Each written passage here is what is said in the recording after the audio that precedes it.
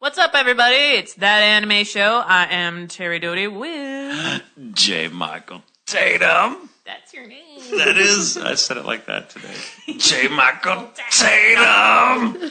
All right, and today's guest is none other than Maxey Whitehead. Hi. How are you? I'm great. How are y'all? Yeah. Oh no! Now that you're here, my week is. This is the best my week has been. Good. Yeah, we were talking about... Excellent. How's that for an extremely ambivalent answer? Like you're as happy as I've been. Woo. Well, I always email people like a couple days before the show, be like, "You ready?" Like, blah blah blah. They're like, "Yeah, see you tomorrow." I'm like, "It's Thursday. Please do not show on Friday." Be like, "What's up? We gonna get this going?" That was awkward. I've got plans tomorrow. Sorry. I'm excited. Let's do it now. Let's go now. Let's do it now. Let's do it 2 days in a row. Let's do it 2 days a week. Yes. This show. 2-day event. This is tonight on a very Maxey special. Whitehead. Yeah. I'm always terrified I'm gonna like oversleep and like wake up at 2:30 in the afternoon or something and be like, oh my god, because that's like when I normally wake up. I've had thoughts about that. I'm like, you're not going to show up because we don't. We didn't. Generally, we talk a couple times during the week, but this week Right. we I've just been haven't. swamped, so I haven't And- really had much contact with the outside world. You called me when you were here. Like you're like, "Hey, I'm outside the gate." And no, thank God. Hey, what's up? This is Terri Doty and Maxey Whitehead, and tonight the role of J. Michael Tatum will be played by this treadmill. And I'll just keep it like going like 3 miles per hour. Well, it's much like me in real life. 3 It's just miles per 3 miles an hour. hour, constantly going and never stops. Yes. They never break. It's not really fast. Well, neither am I. It's true. I'm not terribly. I probably walk at about a 3 mile an hour pace. I'm Why not? I like to take. I mean, I've got a long stride, so it appears I'm walking fast. I'm really just walking slow. Slow I've just got motion. really long legs. You do. I'm like really long Godzilla. legs. You know, I know I've gone 3 city blocks in one step, but not because I'm moving any faster than I normally do. It's just Crushing Angel Grove and everything else. getting angry about caged animals. Yeah.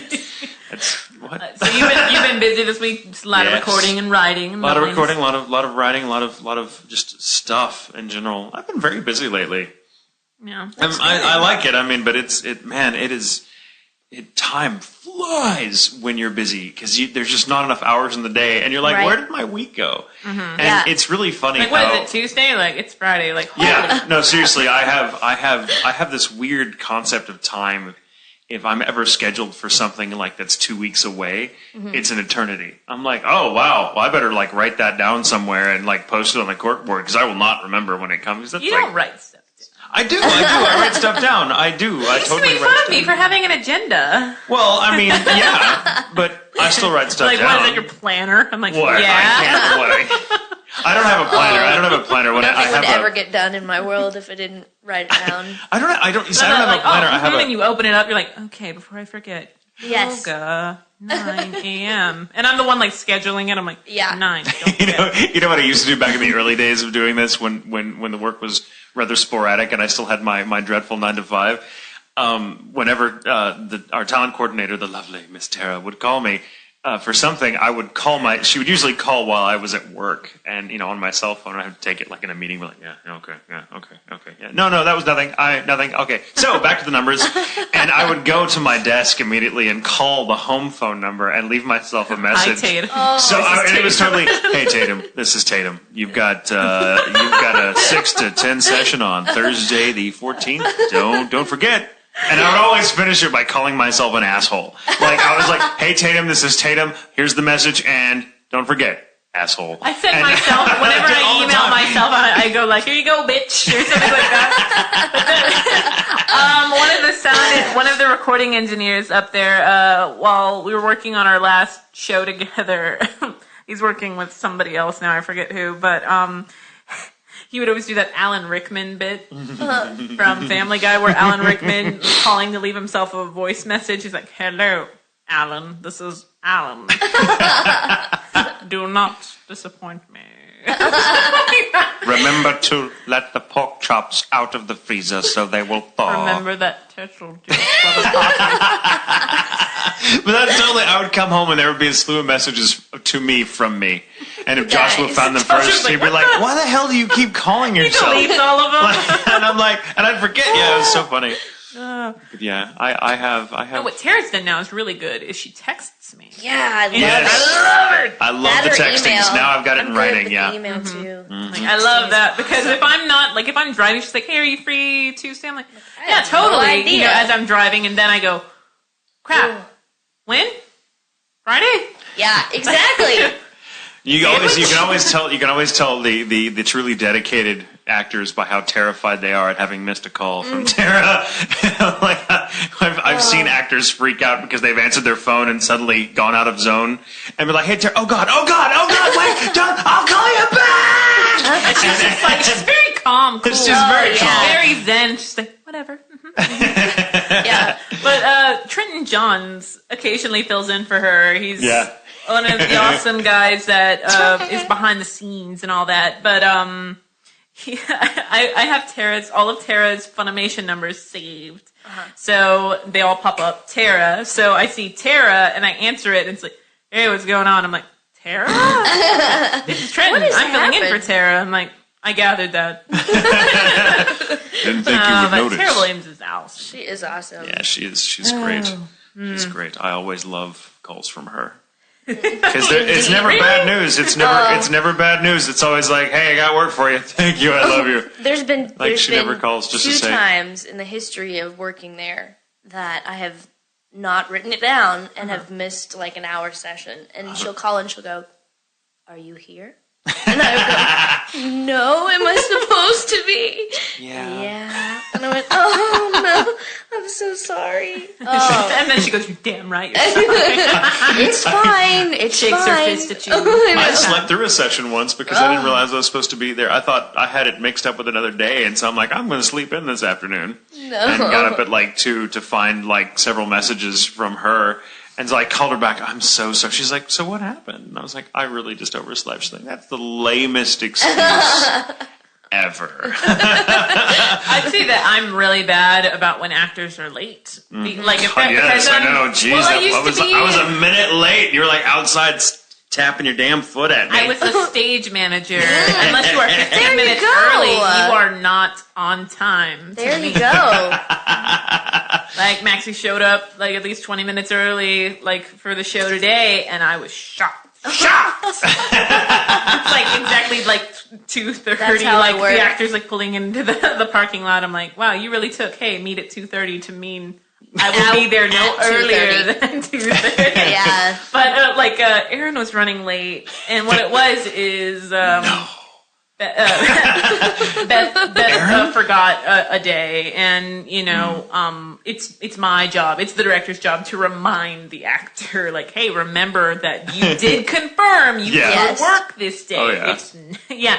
So, but I didn't have his number, so I waited for Tara to show up. I'm like, "Please call Aaron right now." She's like, "Well, he's only 10 minutes late." Like, you know him a lot better than I do. That's good. She's like, "Just give it another 5 minutes. He'll be here." So here's the topic of conversation, since we're kind of coffee clatching it for the moment while I wake up. I did not sleep well yesterday. It's my back. I'm such an old man now. Well, my yeah. back is hurting me. You're not supposed to agree with that. You're supposed to go, "No, you're not old. 33 isn't old." No, it's not. I don't feel old. I just feel like I'm falling apart. You need to do more yoga. Yes, More yoga or any yoga. You need to do yoga. Well, I'm going to. It will help you eventually, even if I have to pay for the class myself. No, I'll do it. I just have to find the time. Yeah. But I'm good about working out and stuff. I just don't do enough flexibility exercises, which I think is one of the reasons I'm I don't like getting massages and stuff. I remember. Really? I don't like getting massages It's, unless I know the a person person. has I had It's one I of had the a roommate. weirdest relationships ever. Like, "Hello, it's very nice to meet you. Yes, I'm going to take all my clothes off and lay on this table." Well, I have no problem with that. It's just I don't understand it. It's like, You've known me 20 seconds. It's okay. Like as I'm unbuttoning. Like, Yeah. No, I remember the only person I ever used to let give me massages, like that could really give me, I mean, proper massages, Right. not just like romantic, back rubs and stuff. That doesn't really count What's that? in my book. Yeah. I don't know. I'll explain when you're older. When you're older. But my roommate that I used to live with in Addison, she was like awesome. She studied it on the side, and she was a massage addict. I mean, we'd go anywhere. If there was a masseuse chair, she'd pay the $20 and sit down for it. Because she played the viola too, so we're talking major shoulder issues. Yeah. So she was always not only that, being in the same position. Totally. And she's like, oh my God, she'd be like, I'd be a wreck without massage. So she would massage me, and it was awesome. But at the same complex, in this really neat little complex that I lived in Addison, they had one of the amenities they offered was a masseuse free of charge to tenants would show up in the gym, but he was horrible. Because I went down there. Once. I'm like, yeah, totally, right? So why does he sound like Fat Albert? But so no, I went down there. No, well, the funny thing is the guy had a business card with a picture of him on it. Wow. And like giving someone a massage from like the front on one of those massage chairs. So help me God, it looked like he was forcing someone to go down on it. And it was like the most unfortunate photograph. And I'm like, I don't trust this man. My card. This is bad touch. But so he'd bring his massage equipment, and he was a nice enough guy, I guess. But I mean, I had a couple massages before. Yeah, stranger danger. Yikes. Well, but the guy was just like, I don't know what the hell he thought he was doing, but I was ready to punch him when it was over with. And it wasn't because it hurt. I know sometimes it's supposed to hurt if your back is really knotted up. They should always stuff. ask you, they're like, okay, like what's your threshold of pain? Pressure-wise. My safe word is I'm going to knock your fucking teeth out. Safe word? Safe what word. What are you going to? Is there a zipper mask? My name's Ned. Zip. Get massage. What's the safe word? I can't hear you. Just tell me if I'm hurting you. But yeah, so I came back from my first massage and only massage with that poor guy. Like feeling really violated, and so my roommate was like, "Oh no, honey, you shouldn't have gone down to see him. I went to him a couple days ago. He's terrible, or like last month, and he was terrible." And so she's like, "Here, let me give you a real massage." And she'd like walk on my back and stuff because she had just the right feet for it. And I'm like, I so miss her massages. Mm-hmm. Well, I wanted to be a masseuse for the longest time. I don't know why. I did too. So I've studied it and stuff, but now it sucks is like I will give Steven back rubs all the time, but the second like he does it, I'm like, nope. So I bought him books and stuff now, but now he's like, my back is really hurting. I'm like, shh. Chapter 3. My turn. So you're totally a massage fanatic as well, Maxie. Yeah, absolutely. Do you give massages? Do you know? I used to. I used to do it a lot more. Yeah, on the street. That's how I subsidize my income. Well, you're an actress, of course. It's true. What are you gonna do? We all had to. In the break room. Just, don't mind me. Need a massage. Hot towel. Yeah, I love it. I'm very interested in alternative medicine. But yeah, it's Me too. Fascinating to me. But I don't think my hands are strong enough. Now that, I'm actually... Let's see you zip. Clothes are coming off now. No. This is very awkward. Just let it happen. Now, Chapter 3. Teapot, short and stout. Time to repress another memory. I'm Here's my top. Disneyland.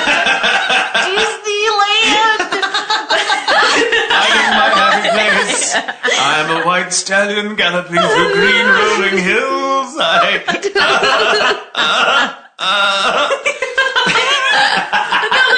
1 year anniversary, like Steven got me like a pamper day. That was nice. Yeah, you're gonna say got you like a box of Pampers. I was like, thank I don't you. want to know this about you either. I have issues. No, unfortunately. Unfortunately, I know how to go to the bathroom. Unfortunately. Unfortunately, I know it's such an inconvenience. Damn This it! whole knowing how to go to the Just to bathroom. walk around. And having to set aside a special time and place to do it. What is that about? No. Whole other room in the house. You know, like I got, exfoliations, I got facials, but the first thing I did was disrobe in front of a woman. But they're so like just whatever about it. They're like, I don't care that you're nervous because this is a job to me. So hurry exactly. up, hurry up. I want your hour to hurry up. Start. So okay. But I have a real big problem like relaxing. Just even in bed, like I'm like. I'll realize I'm frowning. I'm like, why am I frowning? I'm just going to bed. Like, seriously. But, You're like, sleeping makes me happy. But then the next part of it was the facial, and then this chick did my nails, and she totally fucked up. So I was completely stressed out by the time I left. Oh. She messed up my like right as she was putting on like the last like layer of gloss. She completely put her hand like over two of my nails that were still drying, so she had to redo them. And she was like, "Oh no, do you have time?" And I went, "Yeah, I have time because my husband paid for this, but I really don't know if I can deal with any like this is me like right before it." I'm like, "Oh yeah, no, everything's fine." By the end of it, I'm like, "I don't know if I have enough time to put up with this bullshit." Like, I love massages. So, like, for the most part, if it's not a friend, well, same thing like with yoga. Like, I have a big problem with people I don't know, like, touching me to help me, like, reposition. And, Right. Like, no, you don't touch me. Right. Yeah. But since it's Christy, Kind of she's the just same like, way. meow. Yeah. It's like, this isn't hurting. I'm like, no. Man. Cool. Learning stuff about the Maxey. Yes. So how did you get interested in alternative medicine? That's... I think that it's always been kind of a part of what I wanted to do. I think had I not been an actor, I would have done something in that area.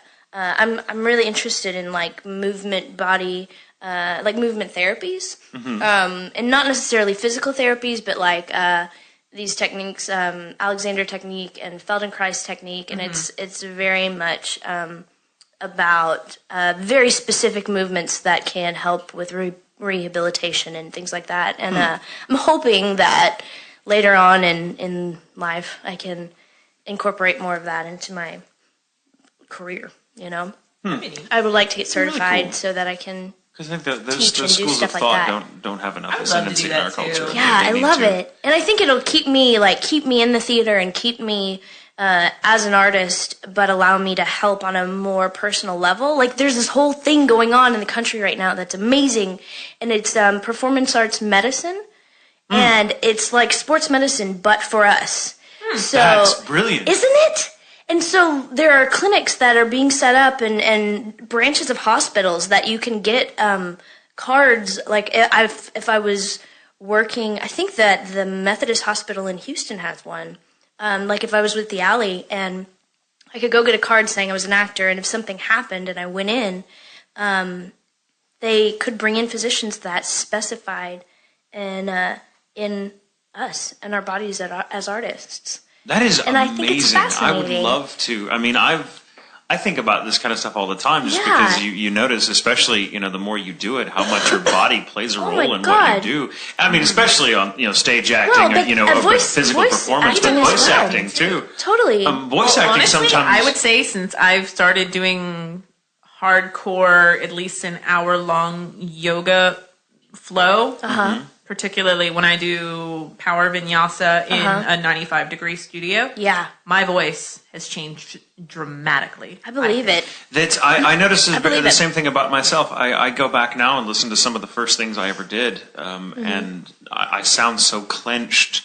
Yeah. And so nervous. It in contrast now, because I started incorporating like meditation and Yeah. not full on yoga, just Right. because I'm not terribly flexible yet. But I you will would get there. be. I would be. don't I would be. have to be. I mean, you I really am interested in makes doing it. such But I a would do. difference. I It's found Not it doing really. whatever your body Wants to do. wants to do. Well, Yeah. and I found Yeah. I found a really wonderful book because I became obsessed, of course, with the craft of doing this when I started out, and so I felt like, well, I wanted to study it, and found out everything there was to know about it that I could, and I found a really good book. I cannot remember the author, but it's called The Right to Speak, and it treats voice acting, well, acting in general, but from the voice, Right. since that tends to be the center of most performances, whether they be on stage or Right. behind the mic or what have you.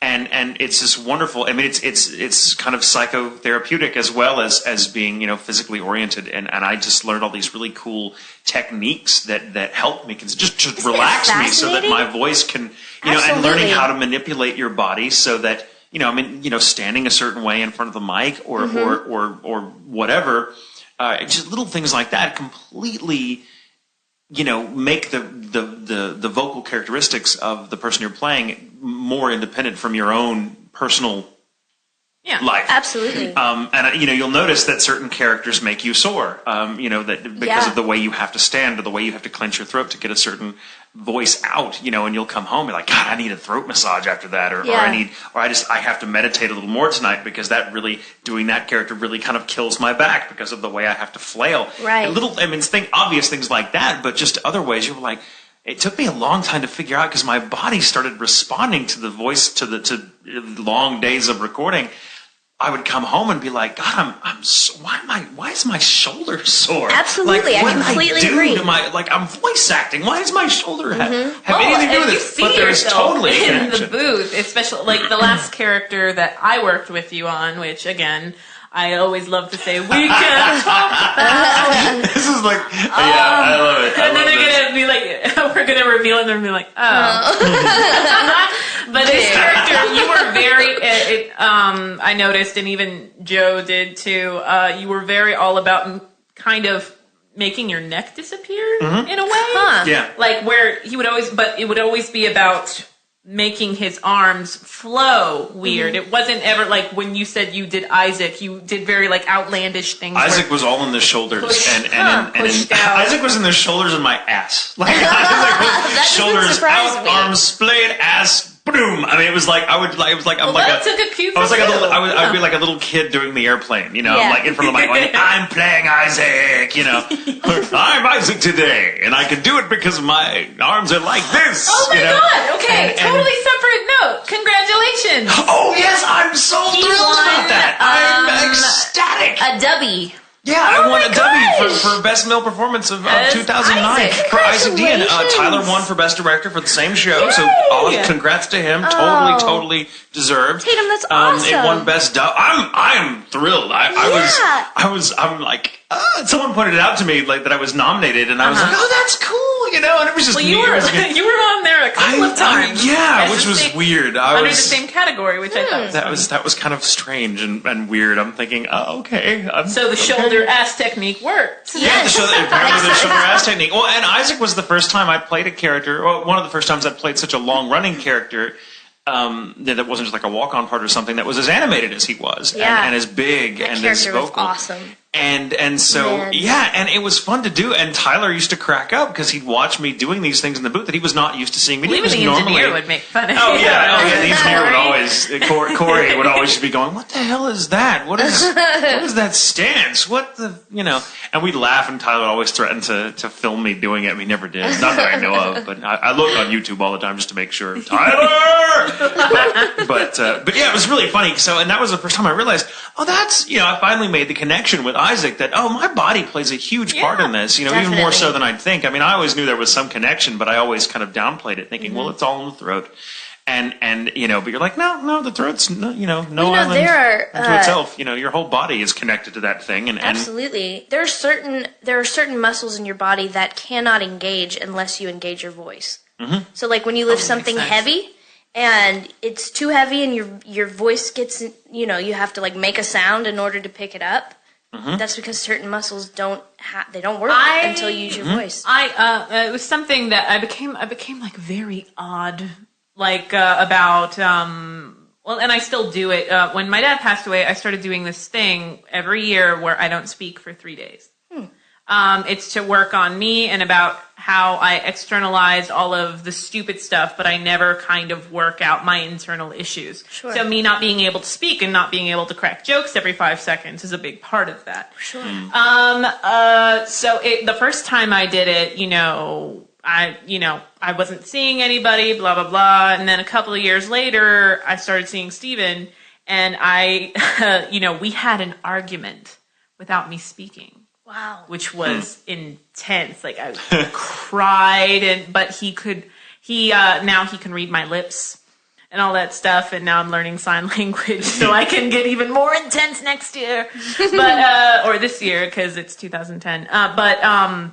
There were certain things that I got used to doing that I just couldn't do. And anytime like I would suddenly be like, huh, because even when I'm alone, I can't speak. I'd just be like, huh. I'm like, and I would add an hour on to my time. It's a very noble thing. I'd like to try that. I'm not sure that I could. Okay, honey, if I can do it, you can do it. Honestly, I don't know. Well, you got a point there. But I couldn't do it. I couldn't do some stuff until it got to the point where, as long as I made a sound with my body, it worked. Huh. It's really. I think the natural obstacle for me, I could think, is that was kind of how I spent much of my childhood. I had a very difficult time speaking when I was a kid. I had a debilitating stutter. I mean, it was. Take that past you. Yeah. Take that. Past me. But all I did was repeat what you just said. But well, no, it's that thing that I do where somebody was just like, I don't know how we're gonna deal with this, and I'm like, you know what? Let future Terry deal with that bullshit. Exactly. Fuck that bitch. Like a week later, damn you, past Terry. Oh, tomorrow what me. Was I thinking? Tomorrow me and I get in a lot of fights. Oh yeah. See? I'm fighting with my yesterday self right now because I should have not. I should have done. But I never would have guessed that you had any kind of issues with me. Well, I think it's why I'm so vocal now. Because I'm a big talker. I love to talk, and a lot of it is because it was. You're so limited in the way you can communicate when you don't have a voice. Sure. And it can be very freeing. I mean, I can see the therapeutic quality of not being able to rely on words and not taking because for me now that would be a big step. It's very easy for me to talk my way through certain emotions or whatever. And maybe sometimes in doing so, just on a personal level, I'm doing myself a disservice by, maybe putting my energies all in one basket rather than letting my body as well as my voice and my heart and my brain kind of come together. And, one of the things I learned, through doing voice acting is that they all are so interconnected. So I tend to talk. I'm very animated when I talk now, which is something that's kind of new. I've only been as wild a gesturer while I talk maybe in the past several years. Most of the time I would sit very kind of, I don't know. I could do that now too. Yeah. I always got the note that I never moved my hand. So now I overdo it when I'm not on stage. But it's an interesting thing. I'm not sure that I could do the vow of silence without. I think the first time I do it, or the first several times, would be really hard because it would remind me of being a kid that couldn't communicate. Because that's very it interesting. would be really odd. And so I almost want to try it for that reason now, just to explore it. Grocery shopped by myself for the first time. Like, you never done that before? No, by myself, not speaking. Oh, Try grocery I shopping without speaking. I used to have to call someone on the phone while I grocery shopped so that I had somebody there. You know, it's weird. Or if I saw somebody and there was like a random cart conference in an intersection, I'd be like, with someone else randomly, I have to do something. I have to crack a little joke that I know everyone will laugh at because I love making people laugh. But not doing that and just kind of being like. Marceau, just we wouldn't have that anime show. That's for fuck's sake. That's true. I'm in rehearsals right now for a production of the play The Seagull at Kitchen Dog Theater, and we went on a retreat last weekend. You should remind us. Yes. Yeah, we will talk about that in a little It's while. just going to open in April. But we went on a retreat last weekend to the director's lake house. And it was awesome, but one of the exercises that we did was he sent us out on walks with each of the characters in the play is essentially with someone and in love with somebody else. And so he sent us out on walks in our pairs with instructions. And the first one I went on was with the guy, David, who's playing my husband in the play. And I was not allowed to talk to him for the entire walk. And it was total reversal of how we are in actual life because he's very zen and very calm and I'm the chatty one. And so for the last year of us being friends, he has listened to me talk for a long time. And he had to tell me stories, and he didn't figure it out that I wasn't allowed to talk to him until we were almost home. And it was very interesting. I realized my propensity to interrupt and to interject. And I really enjoyed just listening to him and not even having the inclination to speak. Yeah. It was very interesting. Like, eventually you just kind of turn it off and you're just kind of like... Yeah. You just kind of soak everything gesture, too. Totally. Body. Totally. Just signals and all that. It was very interesting. Well, I think all of us, to some extent, it's kind of part of the culture. I think too. It's fucking deep. People. I know this is. I like where this is going. This is deep So, of and course, I had done, uncomfortable. And yeah, thanks for fucking it up, Tina. No, Yeah, that's me as a psychologist being like, how the fuck did that make you feel? You are so Lucy from the Peanuts gang. Yes! The doctor is in. That's amazing. I've always been compared to Lucy. It's really fun. Or Peppermint Patty. I used to get Peppermint Patty, not too. so much. I can. Well, it's really about like the tomboyish. Yeah, Yes. I can, maybe a little bit, but I'm more Lucy, more Lucy. You just got What would that that. make you? Huh? What would that make you? Linus. Yes, I think so too. I'm definitely Linus. Oh my god, yes! Why does that Linus. make me so happy? Yes! I'm Linus or Little well, piano. sometimes. Well, no, that was Schroeder. Yes. I guess I could. Well, yeah, I could be Schroeder, but then you'd be. Wait, wasn't Lucy in love with Yeah, Schroeder? Lucy's in love with Schroeder. Awkward.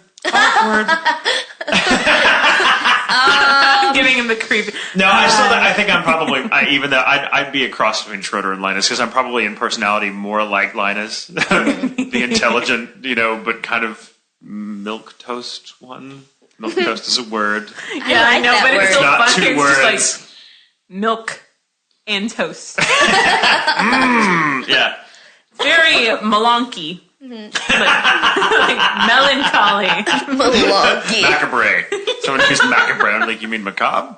No, there's a Macabre. BRE. Macabre or macabre? Macabre. Yeah. I like the hand gesture that went with it. Macabre. Spaghetti. Oh, it's just kind of like, would you like some bread? More bread for the table. But what was I going to say earlier? I don't know, something shiny. We were talking What? about... Oh, we were talking about Like, I think talking. that's I silence. think it's you learn a lot about yourself when you stop and listen to yourself speak a lot. I mean, I think one of the Yeah. reasons I talk as Hate it. much as I do is because I'm constantly trying to revise what I've just said because I overhear it and going, oh no, that was wrong. Let me clarify. And this is kind of the inner workings of my brain, but kind of the culture I guess we live in is people don't really listen very well. at all. In general, just people waiting in for general their do turn, not. Yeah, yeah. everyone's kind Yes, of waiting for exactly. their turn to speak, and Exactly. so Thinking no one really. so much about how you're going to fix the problem or whatever is happening that you're just waiting. Yeah, I'm definitely guilty of that. And Oh, and yeah, it's- no, I'm in no I mean- way innocent. That's right. Well, and everybody does Yeah, that. I It's think it's so. kind of. I think it's kind of. I think it's. I don't know if it's But any you're one about to thing. say, except for me. Oh no, I'm No, a Maxie huge and I were just offender. gonna laugh.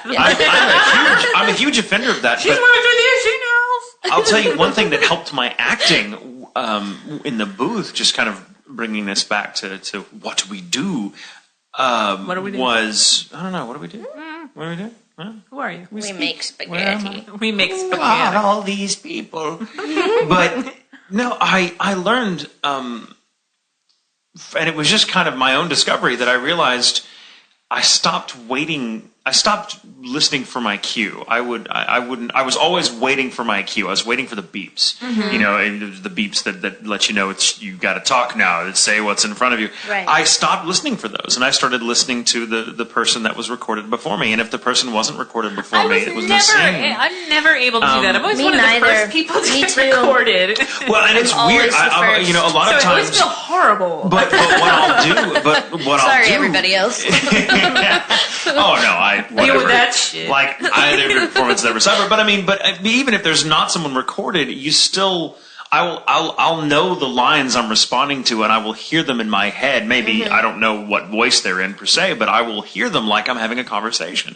And I think it causes me to, because I'm actually listening to what's happening, Sure. rather than just waiting to come in. Because Yeah. it's so nerve wracking, and the way you have to record up there, it is very piecemeal, and you very Yeah. rarely get to do these long, but I'm happy to say that after several years of doing this, I'm now in a position where I can do whole pages or of dialogue at a time, where we have these really zen moments in the booth where the director will just keep scrolling down and I'll just keep going. Yeah. Take out, I can't deal with the scrolling. I can do a page, but then you have to stop because Yeah. the second you scroll, you have messed me up. Me too. Well, and see, even that it. used to bother me. It doesn't I'm anymore because, tired. especially Yeah. if someone is recorded, but even if they're not, I'm like, I get so into a scene by just listening to it that I'm not so worried about my turn to talk. And the less I'm worried about how I sound, the more natural it just seems like I'm talking. Because if you hear me talking in day-to-day life, I sure as hell don't care how I sound. I can't. Yeah.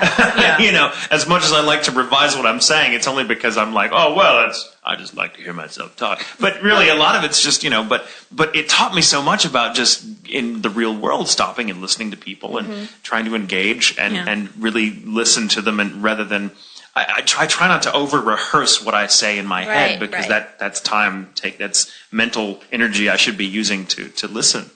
And it's amazing how much you learn about yourself when you do this acting of any kind. I mean, well, I think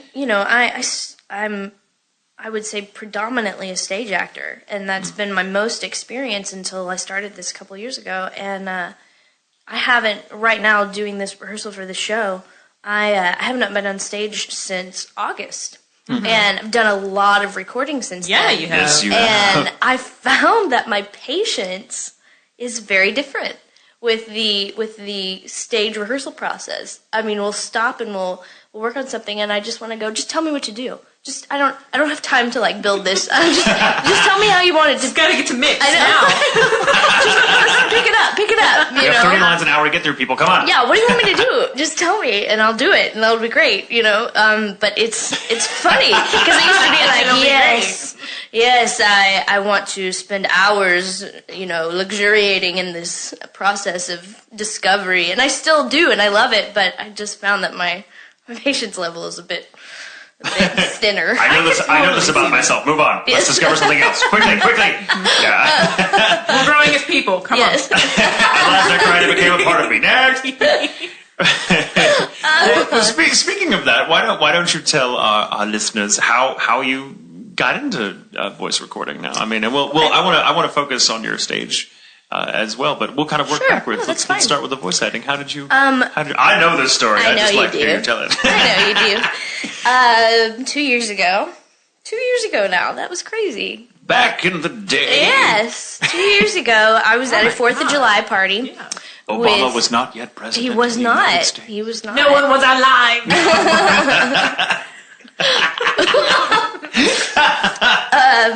I was at a 4th of July party, and Bruce Elliott was there as well. It was a theater party, and Bruce Elliott. he Big said, Elliot. he's Elliott. Elliott. Yes. B. Elliot. Brilliant. B. Elliott. Or R.B. Elliot. Or brilliant. Rebellion. Rebellion, yes.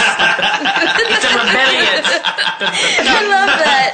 Sorry. It's okay. He said that you were getting ready to audition for Romeo and Juliet. And he wanted me to come in and audition. And I said, I don't know anything about that.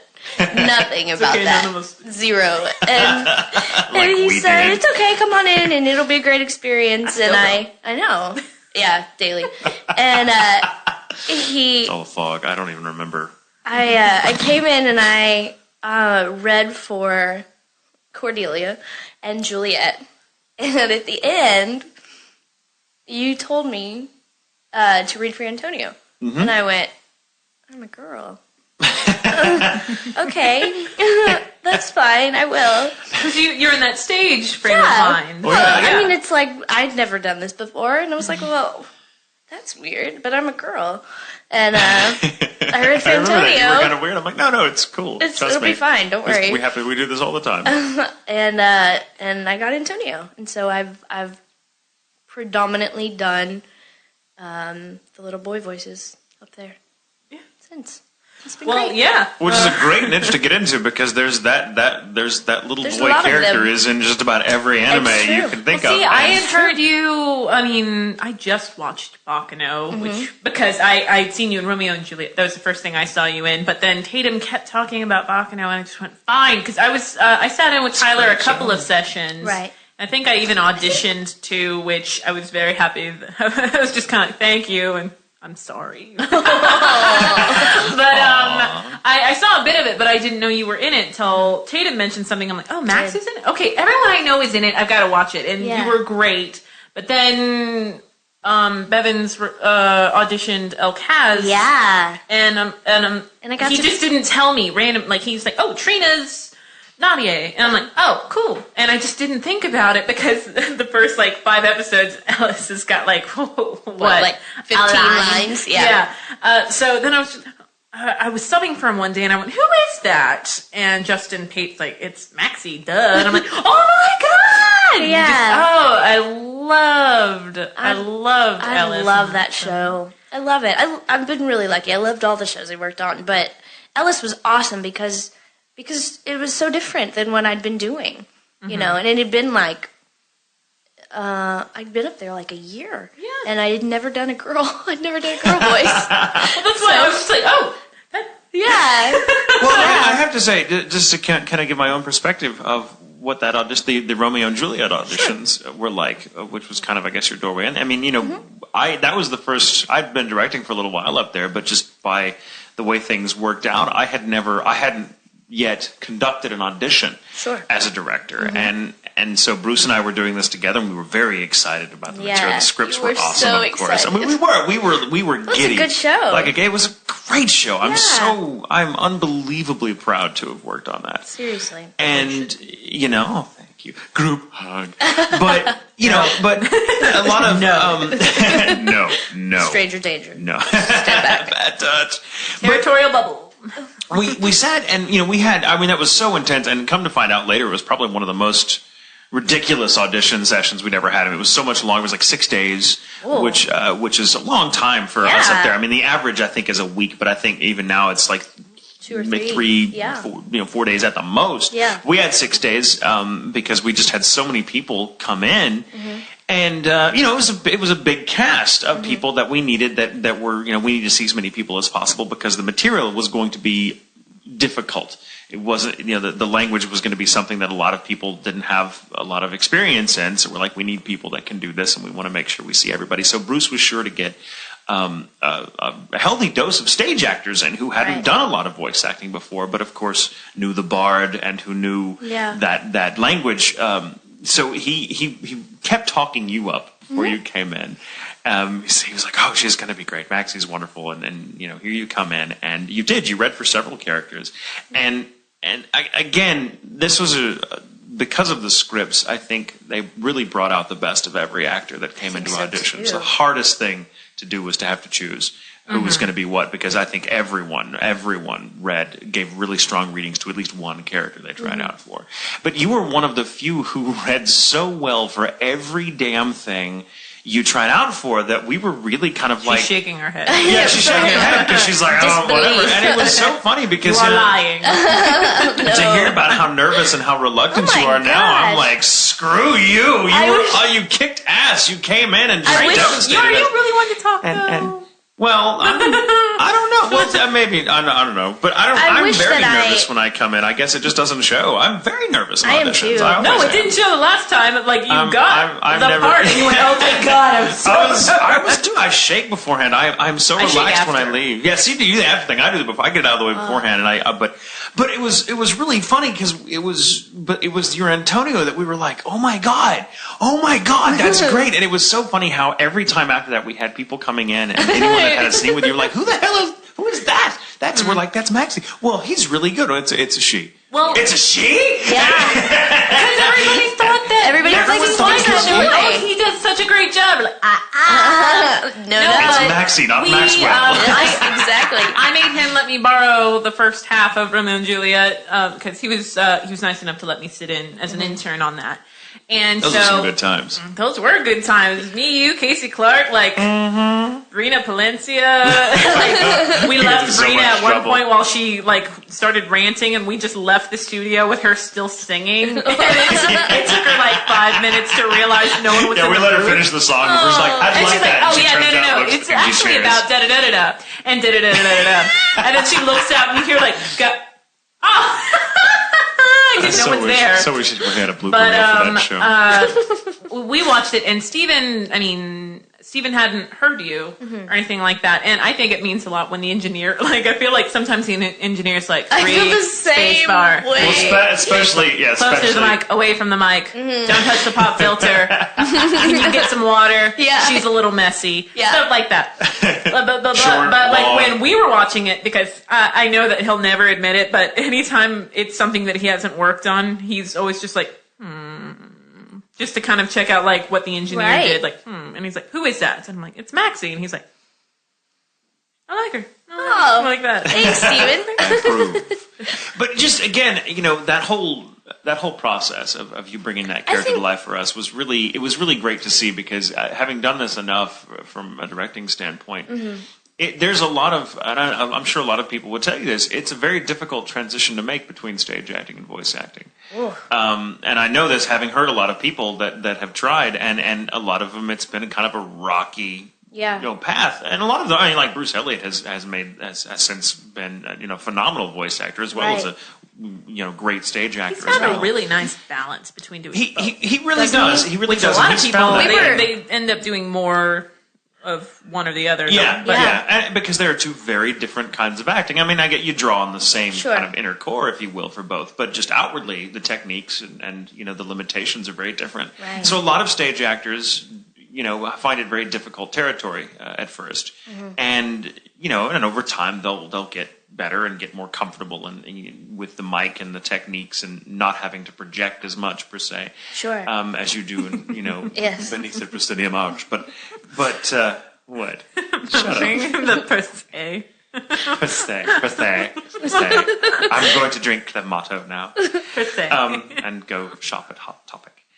But anyway, but I was really blown away at how you took to it so well. I mean, even our first recording session, I was admittedly a little nervous, because I'm like, well, she's brand new. I have not yet recorded someone who is brand new. Right. But you did great. I hadn't, as a director, recorded. What have you directed before? Duo Say right before that, what I worked on with Bevins, and before that was Aquarion. And that was your first show? That was my very first show. So it was Aquarion, Duo Say, and you did a little bit of Sammy Lollipop, No, I was in that, but I didn't direct any of it. Well, had you? But so Romeo and Juliet, I think, was just my third. I think am I leaving something out? I feel like I'm leaving something out. You might be. No, great. You might be. Really? No. I just said that. Might be R. You might be R. I totally went error. Sorry. Let me fix your circuits real quick, ladies and gentlemen. Failure. But yeah, so I was I had yet to work with someone who had not done this before, and it was amazing how easy you made my job. Were you nervous? Thank you. I think so. I can't remember. Honestly, you're like, oh, it's only 2 years ago, and I'm like, really? Has it been that long? Because I remember when they're like, oh, Maxey's new, and I'm like, I was new around that time. Are you kidding me? Yep. It's been 2 years. Yeah. But were you a fan of anime before that? I wasn't. And not that I hated it or anything. I just didn't have any experience with it. I am still just now. Now that Full Metal's out and everything, I feel like I'm starting to understand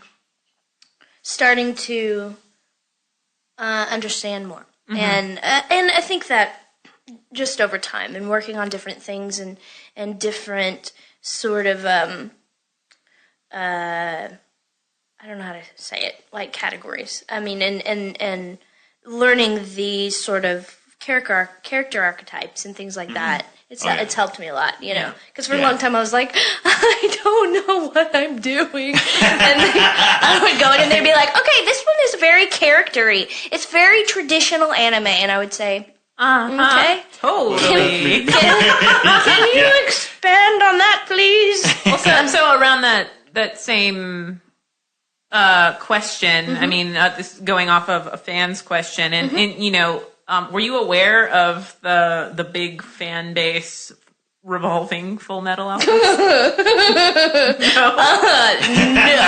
I'll take that as a no. No. They told me, but in my very It's not even that. Like, how in the world do you possibly wrap your brain around it? You know, like when Both of you are replacing. seriously, Yes, yes, tell I me would about talk to it. you about Yeah, that, we my need like friend. do a little fist I'll bump or just something. go. Okay. Oh man, Go. seriously. Yeah, 'cause we'll, yeah, I have something to say about Yes, that too. But good. you Excellent. first, because you, by all means, the burden is more on you Ugh. because that character carries that show for the most part.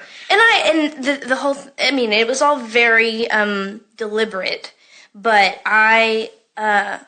Mike and I decided that I wouldn't watch the original series because Really? yes, because I didn't. Because I'm an actor, and I knew that if I did, I would have Aaron's voice in my head, and I would be trying to. Even if you didn't realize. Even if I didn't realize Yeah. it, and even Yeah. if, and there are certain things that I hear myself do that I know he does, and I can't tell if it's just like that's how I'm doing the part, you know, or if something has, because the only thing I've heard is like a couple of lines that when I auditioned originally, There's a reference, Mike played for me so that I could match his tone a bit and see if I could get close. And so there are certain words that I say that I feel that. So I know that had I watched the original series, that would be all over the place. But so when I got cast, everyone was going, "You don't know what's going Yeah. to happen," and I was going, "Thank you for the opportunity. I'm very I thought about excited." it, and I mean, You know? at that same. Congratulations, we're Yes. very, very sorry. Exactly. It was totally like that. Because it is It like was you have totally no idea. like Your life that. is Told going me, and I'm to like, did you change. find somebody? And he went, Maxie, and I went, how did I not think of that? And kind of like busted his eardrum. He's like, yeah, we're all very excited about it. Shit, Terry, but I have to say, this is just really quickly, but when the audition phase was going on, you know, you doing that too? I was. What's that? On Scar, where you were auditioning at the same time? Yes, and which was. I was a big fan of the original, and Sure. Mike knows that. I mean, Oh, that see, was so before unlike that. her, Unlike you already I'm had a very, voice in very your well. head. Well, I did. And Did he and play it it's- for you also? What's that? Did he play something Yes. for you also? Yes. Awesome. But I had already replaced Damian Clark, who no longer voice acts, on at least one show before that, Gunslinger Girl, the second season of it. And we didn't necessarily try to voice match him so much as kind of explore how he looked at the character. But Sure. we have very similar voices, I get. My lower range tends to sound a lot like him anyway, so I don't really have to try to sound like him. Seriously. But Scar was, and we'll get to Scar in a little bit. But Yeah. but it's funny that while I was auditioning for all this, and I was like, well, I hope I get this because this would be great. I love the show, and it would be like I would truly feel like I would have arrived as an Yeah. actor if I guess the original anime was before my time. Right. They were just wrapping it up actually as I was coming on board Right. as an actor. So I think I'm like a guard A or something in one of the movies, but Right. that's the extent of my experience on FMA. So Don't now be that they're coming knocking back the up, I'm bits. like, but I mean, like that's so I got that's, but now I'm like getting to play Scar. I'm Yeah. fucking Scar. So and, upset that I missed last Saturday. Dude, I got a I DVR. could not believe that was you. Really? Do you think so? Yes. You're watching it on Cartoon Network, right? Yeah, I'm Like, watching it. every Saturday. I'm seriously, when I came in It's a earlier hard this voice week to to do, record, isn't it? and I had watched the fourth episode, and I was like, what the hell? That is insane! Well, It's okay. so good! Well, see, and by contrast, even when auditions were going on, I was talking to Joshua about this at home. I'd be like, "Oh my god, I hope I get it. I hope I get it." He's like, "Oh, you'd be great," because he's a big fan of the original as well. Right. And he's like, and we're talking. It's like, so who's like who do you think Mike's looking at for Al? And I'm like, oh, well, he knows a bunch of people. I'm sure he's got kind of good people to choose from. about it. And Joshua goes, "That'll pick Maxie," and I'm like, "Oh, dude, totally!" Joshua just called it, and then so he was very pleased to learn that he was right. But Awesome. I for one, I think you're awesome. And when Joshua said that one night, it's not like I'd even heard you. It's not Yeah. like I was there when you auditioned or anything Yeah. like this, and you hadn't recorded yet. Obviously, I'm like, "Oh my god, that makes perfect sense. Of course."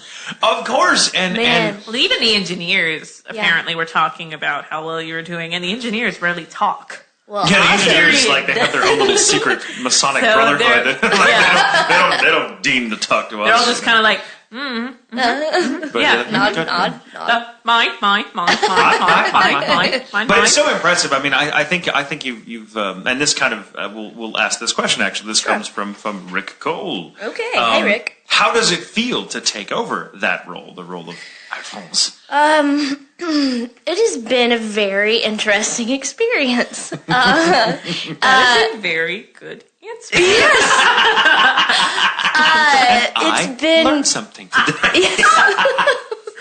It's been fantastic. I mean, I loved the show. You haven't been getting like hate mail or anything. Oh yeah, I have. Oh, there's always going to be that. Yeah, Trust me, I've got hate mail for Star, too. learning to field that, and the first couple of weeks were rough, and I knew that they would be, but I didn't know to the level that they would be. Really? Yeah. I mean, I will say expected though, there's always that. Well, and it's always when you encounter it for the first time, and this is just my own experience, but when you encounter it for the first time, it feels like the entire world hates you. Seriously. And it's like 4 emails. Seriously, exactly. Exactly. And 4 out of only maybe let the out of negatives thousands really of people. Yeah, because the negative, most the people negative that is really, a lot really more love vocal. it won't say so. They'll just be like, "Oh, that was really cool." Yeah. But I'll be honest, because I've watched very closely how people talk about this on the boards, and even some of the naysayers that were like, just mad just because you're not Aaron. Exactly. Has nothing to do with your And I performance. It's just expected and that's understandable, I guess, because they love Aaron. Absolutely. And unfortunately he can't do the role anymore because he has a voice. He sounds like you. Yes, he's got a very deep, rich voice that does not at all sound like a little boy anymore. Which is good. If he still sounded like that, there would be something really physically wrong with him. Around the time that they were Mike was doing the auditions, I'd gotten very close to Aaron at the time. Sure. Aaron, I consider Aaron a good friend, which I never thought I would say about someone who's like a teenager right now, and me not be one. Yeah. But I'm like a cool older chick that doesn't mind cussing in front of the kid, let alone just talking about shit. And he's like, "You just don't care." I'm like, "I don't." But I just flat out asked him because we were at dinner, and I just went, "Well, how do you feel?" And he's like, "Well, Mike talked to me about it." And I mean, I'm not going to say that I'm not upset, but there was never a thought in my head that I thought I could do it after my voice started cracking. Sure. There's no way. So he holds no ill will, and he'll fight for you on anything. It's like, look, guys, leave her alone. And I sent, because Aaron and I actually, I don't think we've met yet. Actually, I think we've passed each other maybe, but I don't think we've met. And I sent him an email the night that it premiered, and I was just like, "Hey, I just wanted to make sure that you're okay. I know this has got to be really weird, someone else playing your part, and I just wanted you to know that I'm going to do the best job I can, and I hope that I don't disappoint you and the fans and everybody. Please God, don't let me disappoint everybody."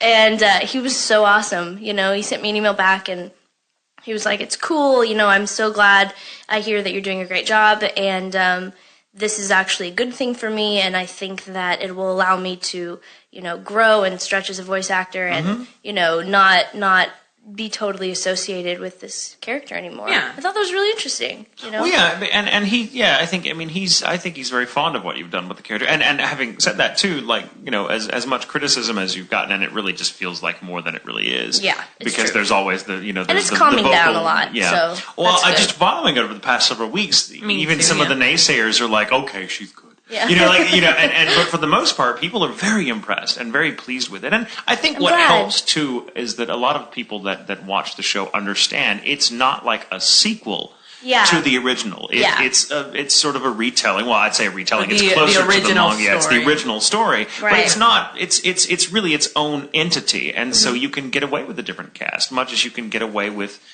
casting different actors in the same play done in different periods of time. Totally. And there are some people that just really love certain actors in certain roles. I mean, before I got a lot of flack before anyone heard Scar, just because I was playing him and it wasn't Damien Clark anymore. People were pissed off, and I was trying to explain, I don't know. I was reading that during the Funny 2.0 panel. Yeah, and a lot of people were just upset. I was incognito, so I was able to talk shit. Well, and I never do that. It's understandable because I suppose, when you get attached to certain actors playing certain roles, and sometimes. I mean, we do it too. Absolutely. We all do it. We all do it. It happens. I mean, but at the same token, I think we just, you have to get over it and realize that each performance has its own strength. And as long as the person in the role isn't completely, unbelievable or just, a terrible actor, you just kind of have to let the performances down. I mean, we all deal with that to some extent anyway, even if we're not taking over the role from some other English actor who can no longer do it for whatever reason, because we're sort of, in a sense, as far as some fans are concerned, kind of competing against the Japanese. Totally. And I don't think any of us look at it like a competition. I mean, I certainly don't. I think when we had Tia in, Tia said it a very profound way. It's like, well, what do you like about this character? Do you like the actor that's playing them, or do you like this character? Because the character is not going to change. So, if you love the character, you should just be able to kind of accept that it's not being voiced by the same person. That character still has the exact same, pros and cons to it, regardless of who's voicing it. Exactly. And, exactly. and same thing with the Japanese. A lot of people feel, writing, blah, blah, blah. We make it work for the American audience, but no one's forcing you to listen to it. So if you really do hate it that much. Well, and let me just say that I think it's another kind of foible of our culture in general, that people are always obsessed with this idea of the best. Like, there has to be something that's better than everybody else, And I'm like, everything kind of stands on its own merit. And that's not to say that everything is equal and that we should be like, well, that's shit, but it's just as good as this. It's really, awesome. I mean, there's obviously really, it's a subtle, question, but I think people are just obsessed with, this is so much better. I'm like, no one's trying to be better than anybody. We're just doing our own take on this character. We're all, and in the end, and I've said this a million times, but I love to repeat it because I think it bears repeating, especially to some fans who just don't seem to, and they're very much in the minority, I hasten to add, but they're fans that just don't get it, that this isn't a competition for us any more than Kenneth Branagh is competing with Laurence Olivier when he does his version of Hamlet. It's the same concept. No, take that, Lawrence. Take that, Lawrence. How dare you? Thank God I came along. It's like, and ultimately, it is a testament to how wonderful the original conception, the artists who draw these characters and come up with a story. It's a testament to how strong and archetypal and how wonderfully poignant the story is, that it can support so many different interpretations. The Japanese, different actors taking on the role in English at different times and still feel real, still feel like it belongs there. That's something I think a lot of the fans miss. Like, if there was only one actor that could play a role, be in any language, I don't necessarily think that would make for a very strong story. It would seem to be less universal. Exactly. If only not one everyone person could ever play it and make it believable. Right. I think that, my experience in, I think that in any acting community, whether it be like a company or whether it be just, Dallas itself is a very, large, small community of artists, and it's that same thing when theaters pick up actors and kind of make them their new fave, and they'll use them in several shows throughout a season. It loses whatever that is, whatever that special thing is that I don't know, and I agree with you. I agree that. It's good to have the variety. It's good to see new people, and I think that's what I love about Funimation is how, at least since I've been there, how awesome you guys are at bringing in new people and taking a chance on people like me who didn't know anything. Well, I'm glad we did. In your case, my God, I mean, I think we all are. Everyone's very fond of you, and yes. And a lot of people love you as Al. So don't listen to the names. Don't listen to the haters. They're very few and far between. Good. I hope so. All right, let's get a couple of fan comments in there. This is from Benjamin. He's got a couple of comments for you. Okay. Totally loved you as Ellis in El Cazador. Very, very sweet. Thank you. And I just love the Taco Taco song. Oh, no, that might make us do. We may have to. Generally, we've had a few actors we've had requests for them to sing, but there's no request, so you don't have to But if you want to, you know it will totally make Benjamin's day. Just throw that out there. Guilt. Oh. I mean, we're not forcing you to do anything, but But you're not leaving until you do. This is getting uncomfortable. I think That's what we aim for. Forgive me if I don't remember all the words. It's been a while. Okay, here we go. She's gonna do it. She's gonna do the taco. we won't look at you. We won't look at you. Yeah, we'll look It's away. okay. We'll look It's away. We can look at you. Yeah. Sweet, stare down. I'm gonna stare at you. Okay, here we go. Dun, dun, dun, dun, Stop dun, it. Stop it. Taco. Okay. Taco, super tasty tacos too. The tastiest tacos in the world, amigo taco. Ooh. I don't know if that's the right word. It's that middle line. Well, it made my day, correct or not? So Thanks. So thank you. You're welcome. Well, that was like my my prize for doing, because I was one of Blue Eye's henchmen Yes. in it, and which is so funny because I'm just like, I totally am one of Clarion's henchmen anyway. Let's do this. I'm like, I have been studying, but that was my reward anytime I did well. Is I'm like, Patrice, play it. The taco song. Well, and Bevins since love the taco song. another comment from Benjamin, and then we have a question. But Okay. he just really quickly for you, he says your Alphonse is one of a kind! Thank Exclamation point! Thank you. That's a very happy comment. I am a one of a I kind love- kind of girl. I really do like it, but I can respect both performances equally. Thank you. So there. Yeah, no, I think they're both really very strong performances, each in their I own agree. right. And I'm never, you know, it's I all- mean, you know. I think your performances are both. I thought you were gonna get up and be like, so Aaron Dismuke, what's up? What?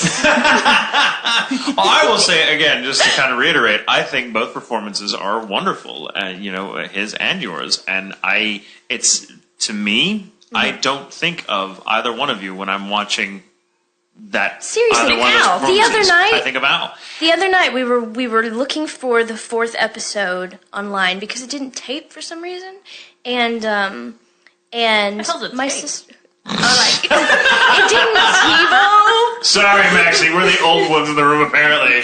Remember tapes? They were a magnetic medium. Yeah. I like making that joke. You can go to hell. And I was there. But so my Condo sister was waiting on the computer and she pulled up the original 4th episode, the original series, and it took me a good 10 seconds to realize it was Aaron talking and not me. It was weird. I was in the living room and she was in the Like, kitchen Vic- and I like, went, Vic sounds this isn't me. No, this is no. Weird. Awesome. So, yeah, it is what it is. All right, what you got, Tatum? Let's see. Fat D, I love that name, gives us the question that just says she or he. I'm not sure if Fat D is. Fat D, they're just Fat D. Just Fat D. They're It doesn't need genderless. anything else. Fat D says that mentions that you're a theater actor as well, Yes. and asks what do you like better? If you had to if you had to choose. You know, I have been acting on the stage since I was about 9 years old, and I think that will always be my home. There is something about that process, and being able to sit down with a group of actors in a room with a script and a story and build the life of it. And it is unlike anything else, and it fulfills me unlike anything else. And I'd forgotten. And when we had spent a week, in the first week of our rehearsal for Seagull, just doing what we call table work, which means we sit down and we dissect the script and go through. love And that. me too. And you really, like, we had what we call the dramaturg there, who does all of the historical research for the show, and she was incredible because she's fluent in Russian, and so she was sitting at the end of the table with the Russian text. And so if we didn't understand something, she could read it in Russian and tell us what Chekhov meant. And so it was like doing Shakespeare with somebody who knew him. It was amazing. So it was a really interesting week. But then the first night that we got up on our feet and started working, blocking the show on our feet, it's just there's just such a peace. Like, it's like, oh, okay, I know what I'm doing here. I know how, I know how to do this. I've got a whole toolbox of things that I know how to do. And so I think that's what I love about it. But I think that the amazing thing about voice work is that I have grown to have just as much appreciation and love for it as I did for that. And I never thought that would happen, because I don't really care for on camera work and that kind of thing. I'm not good at it. I'm too big and it's awkward, and I always leave being like, I'm the worst actor in the world. Oh God, I find that very hard to believe that anyone shares that opinion. I hate it. It's whatever. Yeah. You're awesome. Oh, not at that. Don't inflate her ego. Not at that. So I love that. I love that I can come to the studio and record, and it's such a blast. And working up there, it's a blast. It is a fantastic job, And so being able to have some other sort of art, it's really like I said earlier, I haven't been on stage since August, and it has really kept me going as an artist for the last however many months, So I like both, Kind of on that subject, since it's in the same vein, how did you find theater and acting? How did you, since you were 9, how did you find it? How did you develop your passion for it that you obviously have? Is it so far back that you can't even remember wanting to do it? She was 9. Yes, in a way, but I remember the show that made me want to be an actor, and yes, in a way it is. I think it's just always because I'll tell you an example. We used to make a lot of home tapes when I was a kid, growing up. My dad and my sister tapes, and I. Terry, remember these are yes, video like cassette. audio tapes. Not even for making a joke. Seriously. Yes. You young'uns. We would do like audio tapes, and we would mail them to like my grandparents and things like that, so they could hear us, and we would tell stories and sing songs and be silly. And one of them, I was about 7 years old, and my dad said, "Well, Max, what did you do today?" And I said, I had a very thick Texas accent back then. And I said, "Well, Brownie Troop 855, we went to the Dallas Children's Theater today, and I got to go into the costume shop, and that's where they make all the costumes. And then we got to go back to this other place where they hold all the props, and the props are things that the actors carry on stage." Property. And yeah. and I'm listening to it probably a month ago, and I was like, how the hell do I know all this? I'm 7 years old. The terminology and the way that we talk, and we got to meet the stage manager, and she was really nice, and I was like, the dramaturg, exactly. you knew that word. Exactly. I just think it was always what I was supposed to do. It's very weird. I don't know where that all came from, but I obviously soaked it up whenever they talked about it. And it's clear it's certainly clear to me that you were meant to do this. So I agree. To the manner born. And but the first show that I saw a lot of plays growing up, but the one that made me want to be an actor was I was with my grandmother and my sister, and we saw a production of The Music Man, which is a great old musical. I love it. Still one of my favorites. And brassy. It's wonderful. It's wonderful. I still haven't done it, so if you need somebody in that, you call me, okay? And we'll travel. Yeah, yes. Sorry, now I got the. I know. I love. It's very catchy. Yeah. I love that period of musical tunes. theater anyway. Me too, actually. Very, very old Hollywoodish. But I saw that production, and it was actually, I think, like a children's production. So I think predominantly kids in the cast. And that was it. I was done. I went, okay, great. Well, there we go. This is what I'm going to do. Forever. And it's been great. And my parents have been awesome and so amazingly supportive. I have such a great family, and that, my mom said the other day, she was talking to a woman whose kid is getting ready to go to school for acting. I think they're going to be a theater major, and she was saying, yeah, well, they really want to do this and everything, but are they going to be able to pay their rent? And my mom goes, no, but they'll be happy. And she goes, Maxie wouldn't, this is who she is. And if we expected her to, be something else, then she wouldn't be her. And I appreciated that so much, because That's awesome. They're wonderful. That is really awesome. They're just wonderful. My mother was not that way. I was going to go to an acting conservatory in New York, and I was going to be awesome. And my mom was just like, "Well, is it realistic? Like, how are you going to pay your bills?" And that's hard. And I still have that conversation. I still have that. And conversation. I let that take over. Actually, just because of that.